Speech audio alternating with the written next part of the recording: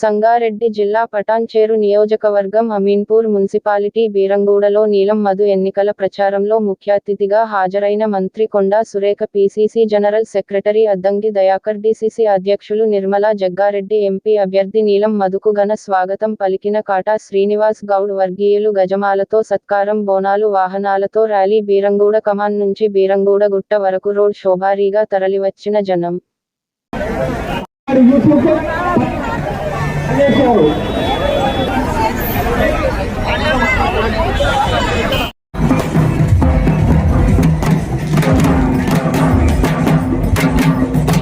అమ్మకి అభినందనలు తెలియజేస్తూ, అదేవిధంగా మన అద్దంకి పార్టీ దేశంలో ఏమన్నంటే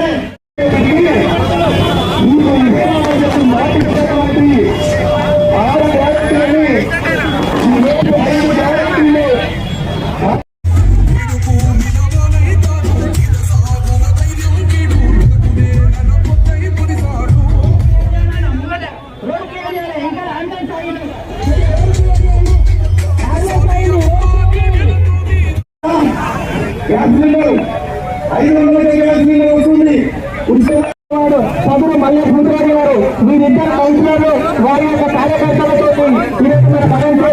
కాటా శ్రీనన్న గారి ఆధ్వర్యంలో అమీన్పూర్ మున్సిపాలిటీ తరఫున కాంగ్రెస్ పార్టీ కౌన్సిలర్లు ఇద్దరు ఈ రోజు జాయిన్ అవుతున్నారు.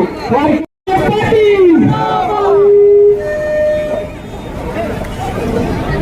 శ్రీనన్న గారు కూడా ఒక కండవ కట్టుకుంటానన్నారు. వాళ్ళు శ్రీనన్న గారు కూడా ఒక కండవ ఇవ్వాలి.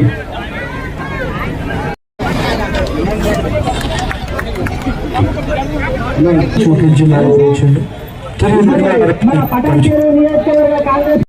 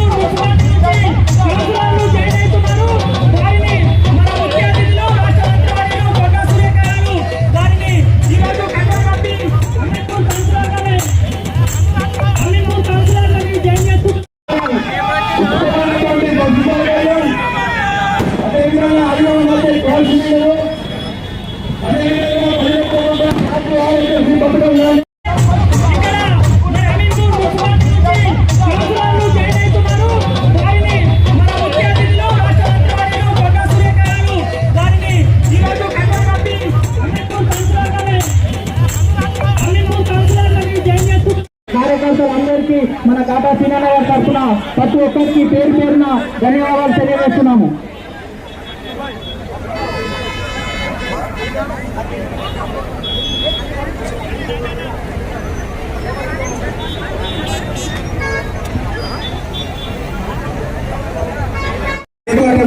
కాంగ్రెస్ పార్టీ ఏదైనా ఈ 10 ఏళ్ళలో ఉన్న పార్టీ ఏవరికైనా 3 గుంటల భూమి ఇచ్చిందా? ప్రభుత్వం వచ్చినా మీకు అందరికీ ఎవరికైనా వచ్చినా? కానీ మన ప్రభుత్వం వచ్చింది, ప్రజా ప్రభుత్వం వచ్చింది. ఈ రోజు 3500 ఇల్లు శాంక్షన్ అయింది. ఈ ఎలక్షన్ అయినాక సీనియర్ ఆంధ్రలో కౌన్సిలర్లు, సర్పంచులు, డిప్యూటీసులు, ఎంపీపీలను వార్డు మెంబర్ అందరూ పెట్టుకుని మేము గ్రామ సభ పెట్టి మీ లబ్ధిదారులు అందరికీ కూడా ఇళ్ల స్థలాలు పంచుకోమని చెప్తున్నాం మన ప్రభుత్వం ద్వారా. ఈ రోజు తెలంగాణలో మన ప్రభుత్వం ఉంది, కాంగ్రెస్ ప్రభుత్వం ఉంది, రేవంత్ రెడ్డి నాయకత్వం నడుస్తుంది. ఈ మున్సిపాలిటీలో, ఈ పటాన్చేరు కాన్స్టిట్యూన్సీలో ఎన్నో ఖాళీలు ఏర్పడినాయి. ఖాళీలలో మౌలిక వసతులు లేక ఎంతో మంది బాధపడుతున్నారు. శ్రీనన్న దగ్గరికైనా, నా దగ్గరికైనా వచ్చి ఖాళీలలో మాకు సీసీ రోడ్లు లేవు, డ్రైనేజీలు లేవు, వాటర్ సమస్యలు ఉన్నాయి, సీసీ కెమెరాలు కావాలి, ఇలాంటి సమస్యలన్నీ మాకు చెప్తున్నారు. కాబట్టి మీరందరూ కూడా మన ప్రభుత్వం రాష్ట్రంలో ఉంది, కేంద్రంలో కూడా మన ప్రభుత్వమే రాబోతుంది.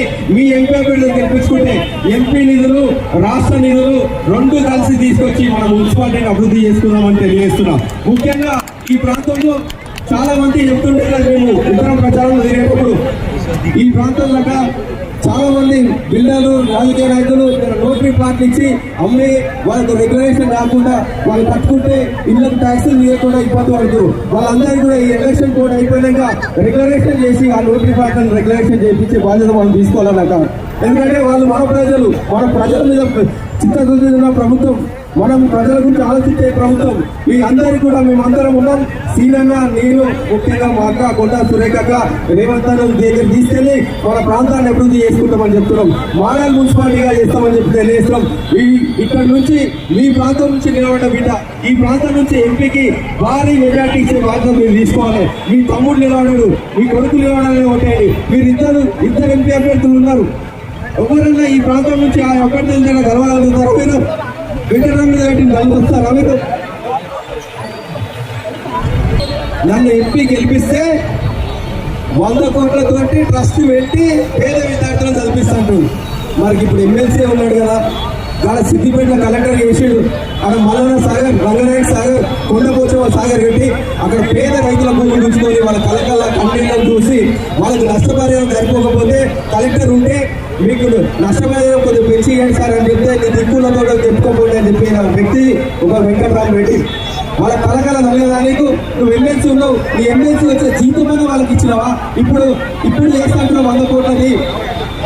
అమ్మ కన్నం పెట్టాలంటే కానీ చిన్నమ్మకి బంగారాలు పెడతారంట. ఈరోజు ఎమ్మెల్సీ ఆ 100 కోట్లు కూడా ఏడికి వస్తాయి. ఆయన అక్కడ పెట్టినా 23 కోట్లు ఉన్నాయని చెప్తున్నాడు. మరి 100 కోట్లు బ్లాక్ మనీ 800 కోట్లు రాధ పుష్పాల ఆడ మన పక్కనే ఉన్న కోకాపేట, కొల్లూరు పక్కన కోకాపేట ఉంది.